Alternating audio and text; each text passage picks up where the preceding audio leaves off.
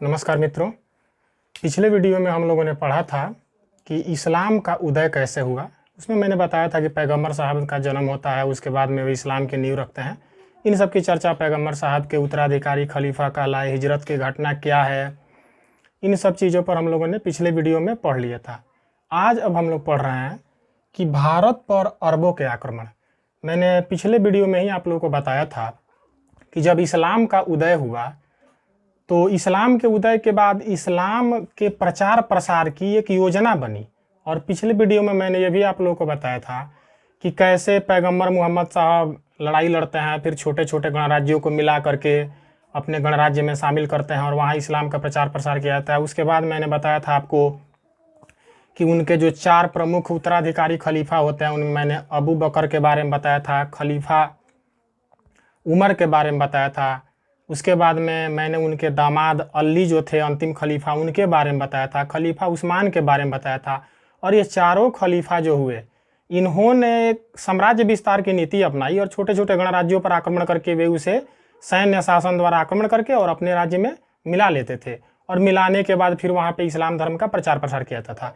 तो इस्लाम की जब नींव रख दी गई अरब के देशों में, वहाँ पे तत्कालीन जो मक्का हुआ करता था उस समय का, जहाँ पैगंबर मोहम्मद साहब इस्लाम धर्म की नींव रखते हैं, तो उसके बाद में इसके प्रचार प्रसार की आवश्यकता महसूस हुई। तो इसके प्रचार प्रसार के लिए उन लोगों ने यह महसूस किया कि किसी भी कार्य करने के लिए धन की आवश्यकता होती है। तो उसी तरह से इस्लाम के प्रचार प्रसार के लिए भी धन की आवश्यकता थी। और उस समय भारत के मंदिरों में अथाह सोना हुआ करता था। तो इनका आक्रमण जो था वह भारत पर हुआ और भारत पर इनके आक्रमण करने का मूल उद्देश्य यही था कि यहाँ के मंदिरों से जो सोना और संपत्ति थे उन पर भी कब्जा जमाया जाए, अर्थात धन की प्राप्ति की जाए और इस्लाम धर्म का प्रचार प्रसार किया जाए। तो आज हम लोग इसी पर चर्चा करने वाला है। भारत पर अरबों के आक्रमण पर आज हम लोग चर्चा करेंगे।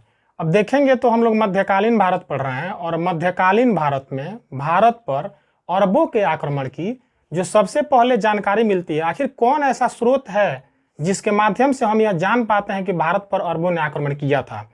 तो एक ग्रंथ है चचनामा। इस चचनामा ग्रंथ में सबसे पहले हमें जानकारी प्राप्त होती है कि अरबों ने भारत पर आक्रमण किया था। यह चचनामा जो है यह अरबी भाषा में है और अबू बकर कुकी जो थे उन्होंने नसरुद्दीन कुबाचा के समय इसका फारसी भाषा में अनुवाद कराया था।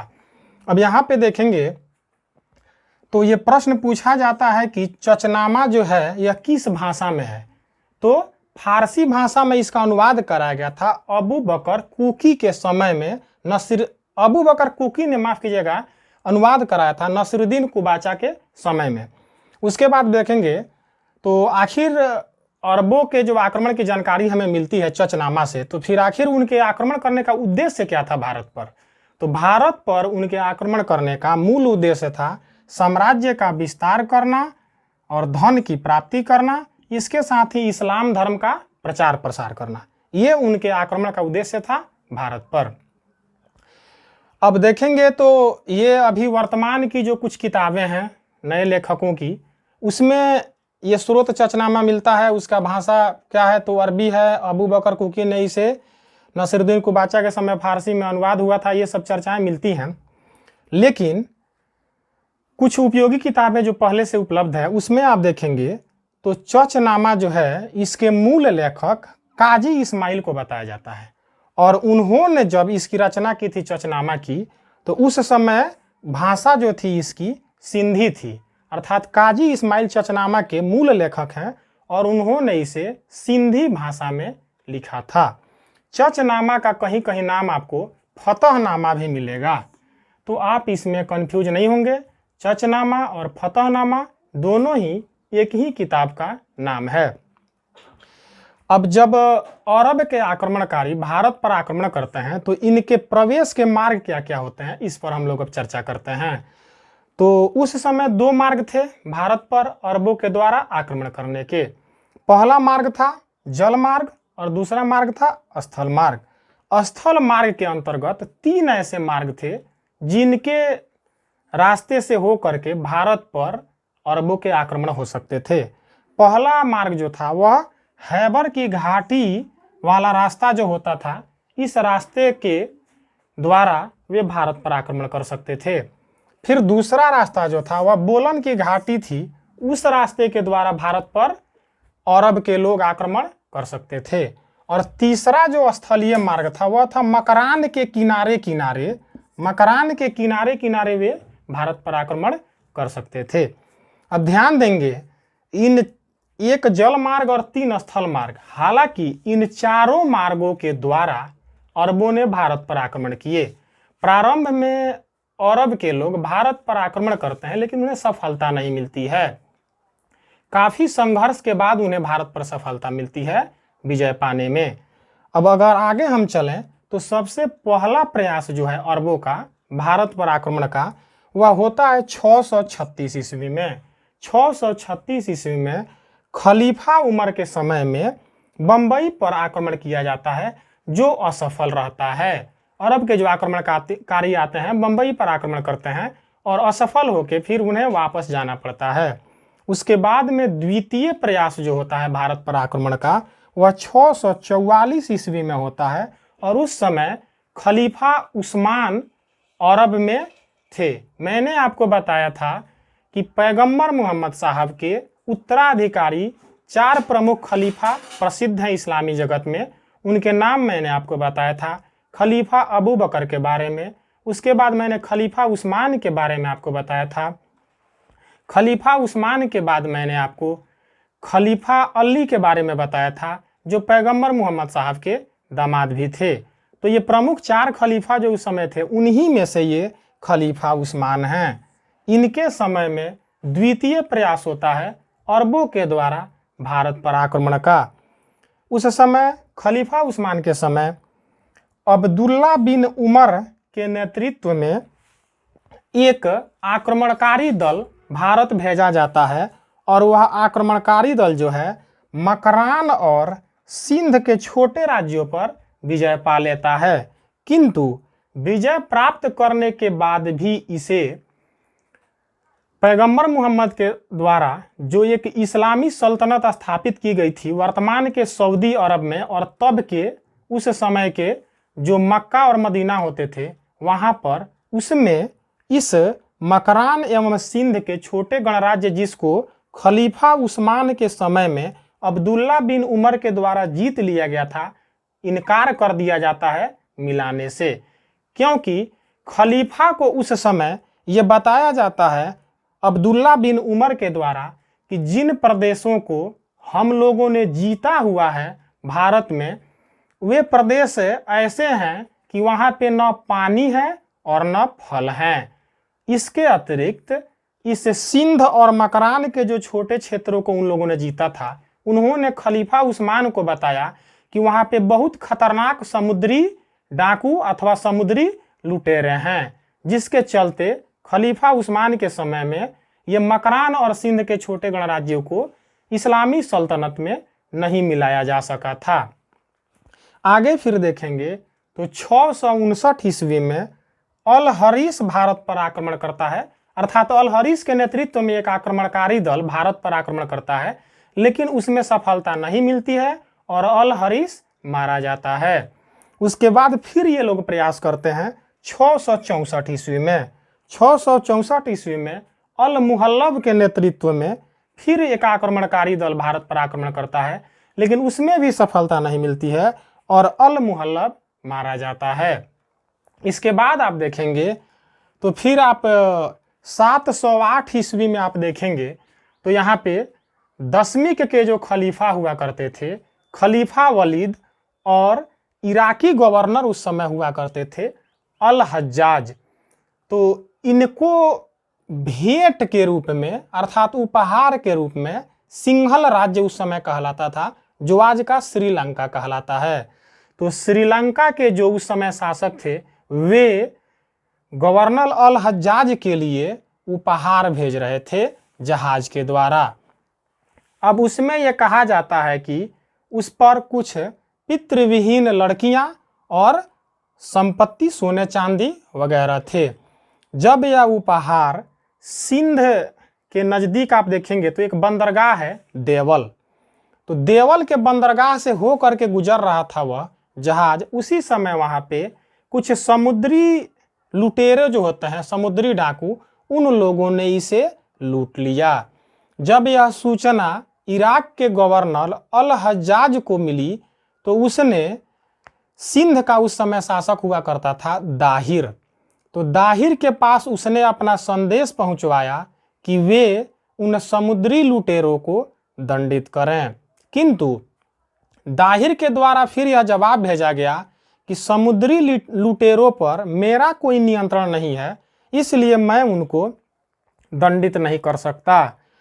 अब जिन लुटेरों ने इराकी गवर्नर अल हज्जाज को जो उपहार श्रीलंका के शासक के द्वारा भेजा जा रहा था, अर्थात सिंहल राज्य के शासक के द्वारा जो भेजा जा रहा था, उनकी जो प्रमुख जातियां उस समय होती थी देवल अर्थात सिंध के बंदरगाह के पास, तो उन जातियों में प्रमुख जो समुद्री लुटेरे जातियां थी उसमें मेड़ थे, तनकमार थे, कुर्क थे और संगार थे। ये 4 ऐसी प्रमुख जातियां थी जिनका मुख्य काम था उस समय समुद्र में आने वाले और जाने वाले जहाज़ों पर जो संपत्तियां होती थी, जो धन होते थे, उनको ये लोग लूटते थे और इनके आजीविका का मुख्य साधन वही था। अर्थात समुद्री जहाज़ों को लूटना, उन पर जो धन होते थे उनको लूट लेना और उन्हीं से अपना जीवन चलाना इनके जीवन का अर्थात आजीविका का मुख्य स्रोत था।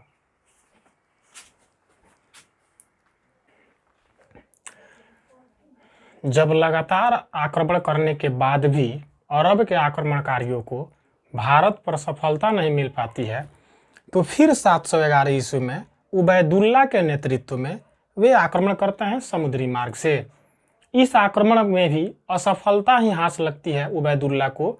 उसके बाद में फिर दूसरा आक्रमण स्थल मार्ग से होता है बुंदेला के नेतृत्व में। बुदैल भी मिलता है, बुंदेला भी मिलता है, तो आप कंफ्यूज नहीं होंगे, दोनों ही नाम एक हैं। इतिहास में बहुत सारे ऐसे नाम आपको मिलेंगे जो आपको परेशान करेंगे, तो वहाँ पे आप बस इतना ही रखें कि दोनों याद होने चाहिए। विकल्प जो परीक्षाओं में मिलेंगे उनमें से हमको चुनना होता है। तो जब बुंदेला का आक्रमण भी असफल हो जाता है, तब इराक का उस समय जो गवर्नर हुआ करता था अल हज्जाज, वह अपने दामाद और भतीजे मीर कासिम को भारत पर आक्रमण करने के लिए सेनापति बनाता है और मीर कासिम के नेतृत्व में एक संगठित सेना को वह भारत आक्रमण करने के लिए भेजता है। जिस समय मीर कासिम ने भारत के सिंध पर आक्रमण किया उस समय उसकी आयु मात्र 17 वर्ष थी। मीर कासिम जो है वह मकरान के रास्ते स्थल मार्ग से भारत पर आक्रमण करता है। मीर कासिम जब भारत पर आक्रमण करता है तो चूंकि उसके पहले कई प्रयास किए जा चुके थे अरबों के द्वारा भारत पर आक्रमण करने को लेकर के, लेकिन सफलता नहीं मिली थी। मैंने आपको पहले ही बता रखा है कि बहुत सारे प्रयास वे कर रहे थे इस्लाम धर्म के पताका को संपूर्ण विश्व में फहराने के लिए। उसमें उनको सफलता भी मिली, कुछ जगह असफलता भी मिली। तो भारत में भी उन्होंने कई आक्रमण करवाए, लेकिन वहां पे भी असफलता ही हाथ लगी थी। लेकिन 712 ईस्वी में मीर कासिम भारत पर सफल आक्रमण करता है, जो भारत पर प्रथम सफल मुस्लिम आक्रमणकारी भी माना जाता है।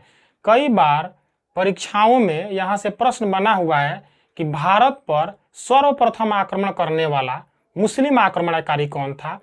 तो चूंकि मीर कासिम से पहले के जो आक्रमणकारी थे वे सफल नहीं हो सके थे और मीर कासिम सफल हुआ था, इसलिए भारत पर सफल आक्रमण करने वाला प्रथम मुस्लिम आक्रमणकारी मीर कासिम को माना जाता है। तो अगर परीक्षा में यह प्रश्न पूछा जाए कि भारत पर सबसे पहले किस मुस्लिम आक्रमणकारी ने आक्रमण किया था सफलता के क्षेत्र में, तो आप याद रखेंगे मीर कासिम को। मीर कासिम जब भारत पर आक्रमण करता है तो इसकी सेना में एक संतुलन बना के इराक के गवर्नर अल हज्जाज के द्वारा भेजा जाता है। उसकी सेना में 6000 घुड़सवारों को भेजा जाता है। इसके अतिरिक्त 6000 ऊंट सवार भेजे जाते हैं और 3000 भारवाही ऊंट भेजे जाते हैं, जिस पर सैनिकों के सामान, रसद, उनके कपड़े या लड़ाई के अन्य उपकरण होते हैं। इसके अतिरिक्त जब मीर कासिम भारत पर आक्रमण करता है तो वह स्थल मार्ग से वह आक्रमण करता है, लेकिन जल मार्ग से भी उसको सपोर्ट देने के लिए 5 बड़े विशाल जलीय जहाजों को अथवा जल मशीनों को भी भेजा जाता है। और एक जल मशीन पर 500 सैनिक हुआ करते थे, तो 5 जल मशीन पर टोटल 2500 सैनिकों को भेजा जाता है। इस प्रकार आप देखें तो मीर कासिम जल और स्थल दोनों ही मार्ग से एक संतुलित और मजबूत सेना लेके सिंध पर धावा बोलता है। और जब वह सिंध पर धावा बोलता है तो रास्ते में वह मकरान के रास्ते होकर के आ रहा था स्थल मार्ग से। तो मकरान का गवर्नर जो उस समय हुआ करता था मोहम्मद हारून, यह इसका मीर कासिम का मदद करता है, अर्थात इसके आक्रमण में वह इसका साथ देता है और इसका सहायक बन जाता है, अर्थात मददगार बन जाता है। इसके बाद में जाट और मेड़ों का भी समर्थन मीर कासिम को प्राप्त हो जाता है, क्योंकि ये जाट और मेड़ लोग जो थे ये सिंध के शासक दाहिर के बर्ताव से अथवा व्यवहार से असंतुष्ट रहते थे, अतः इन्होंने मीर कासिम का साथ दिया। इस प्रकार आप देखेंगे तो वो अपनी सेना तो लेकर अरब से चलता ही है, किंतु भारत में भी मकरान का गवर्नर मोहम्मद हारून हो अथवा जाट और मेड़ लोग हो, ये लोग भी मीर कासिम के साथ हो जाते हैं। फिर 712 ईस्वी में मीर कासिम सिंध के देवल बंदरगाह को घेर लेता है और इस पर कब्जा करता है। उसके बाद में सिंध के शासक दाहिर से और मीर कासिम से युद्ध होता है। पहले तो दाहिर भाग जाता है, फिर अपनी सेना को संगठित करके आक्रमण करता है। फिर एक बहुत भयानक युद्ध होता है और इस युद्ध में अंततः दाहिर पराजित होता है और यह मारा जाता है। इसके बाद में दाहिर की जो पत्नी थी रानी बाई और उसके साथ जो अन्य स्त्रियां थी वे जौहर करती हैं। यहाँ पे एक और ध्यान देने वाली बात है कि जब सिंध पर मीर कासिम आक्रमण करता है तो जितने 17 वर्ष से आगे के उम्र के लोग थे, पुरुष लोग थे, सबको मौत के घाट उतार दिया जाता है। अब देखेंगे तो ईरानी लोग जो थे उन्होंने भारत को सबसे पहले हिंदुस्तान कहा था और जो यूनानी लोग थे इन लोगों ने इंडिया कहकर संबोधित किया था। बड़ा अच्छा यहाँ से प्रश्न बनता है परीक्षाओं में कि किन्होंने भारत को हिंदुस्तान नाम दिया था, तो ईरानियों ने भारत को हिंदुस्तान नाम दिया था। और इंडिया किन्होंने भारत को कहा था, तो यूनानियों ने कहा था। अक्सर बच्चे कई परीक्षाओं में इस प्रश्नों के उत्तर में कन्फ्यूज हो जाते हैं। उनको लगता है कि अंग्रेज आए होंगे तो इंडिया नाम अंग्रेज दिए होंगे, लेकिन नहीं, यूनानियों ने भारत को इंडिया सबसे पहले कहा था। अरबवासी जो है जब वे भारत पर आक्रमण करते हैं और दाहिर पराजित होता है तो आप देखें तो इस्लामी संस्कृति के संपर्क में भारतीय संस्कृति आती है। तो अरब के लोग भारत आते हैं तो वे भारत से क्या क्या सीखते हैं ये जान लीजिए। तो अरबवासी जो हैं वे भारत आते हैं तो भारत से वे नक्षत्र विज्ञान, चिकित्सा के क्षेत्र में, गणित में दशमलव प्रणाली और शासन प्रबंध की कुशलता को सीखते हैं। ये सारे जो कला है, नक्षत्र विज्ञान हो, चिकित्सा विज्ञान हो, गणित में दशमलव प्रणाली हो, दर्शन शास्त्र हो, चिकित्सा विज्ञान हो, इन सब के क्षेत्र में भारत जो था उस समय अरब के लोगों से बहुत उच्च और अच्छी स्थिति में था। तो वे लोग जब यहाँ पे आते हैं तो उनको लगता है कि भारत में ये सब चीज़ें जो है इनसे अरबवासी पिछड़े हुए हैं, अतः इन सब चीज़ों को वहाँ से वे ग्रहण करके अरब जाते हैं। इसके अतिरिक्त आप देखेंगे तो पंचतंत्र जो है इसका फारसी अनुवाद जो अरबवासी करवाते हैं उसका नाम है नौशीरवां, और इसके अतिरिक्त इसका अरबी अनुवाद भी अरब के लोग करवाते हैं और उसका नाम कल्लीलाह व दिमना था। बड़ा अच्छा यहाँ से प्रश्न बन सकता है कि पंचतंत्र का फारसी अनुवाद जो हुआ था उसका क्या नाम था, तो उसका किताब का नाम नौशीरवां था और अरबी अनुवाद जो हुआ था उस किताब का नाम कल्लीलाह व दिमना था।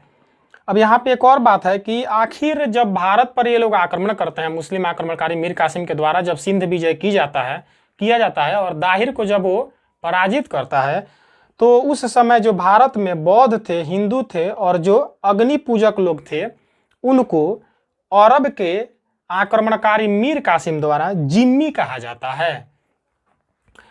जजिया कर सबसे पहले भारत में लगाने वाला जो मुस्लिम आक्रमणकारी था वह मीर कासिम ही था। इसके अतिरिक्त अल-बेरूनी यह बताता है कि हिंदसा जो अरबी संख्या का एक नाम है उसका मूल स्थान भारत ही है, क्योंकि भारत से ही उसे सीख करके वे अरब जाते हैं और वहां पे इस हिंदसा को प्रचलन में वे लाते हैं। अब जब भारत पर अरबों का आक्रमण होता है तो यहाँ से वे एक बौद्ध भिक्षु जो थे महंत बरामका, ये काफी चतुर और बहुत योग्य विद्वान व्यक्ति थे। इनको अरब के लोग यहाँ से लेके जाते हैं अपने साथ और इनकी विद्वान क्षमता को या इनकी ज्ञान को, इनके गुणों से देख करके प्रभावित होकर के जो अरब के खलीफा उस समय थे हारून, वे इन्हें अपना प्रधानमंत्री बनाते हैं। तो यहाँ तक हम लोगों ने अरबों के आक्रमण को पढ़ा। अगली वीडियो में हम लोग अब भारत पर तुर्कों के आक्रमण को पढ़ेंगे।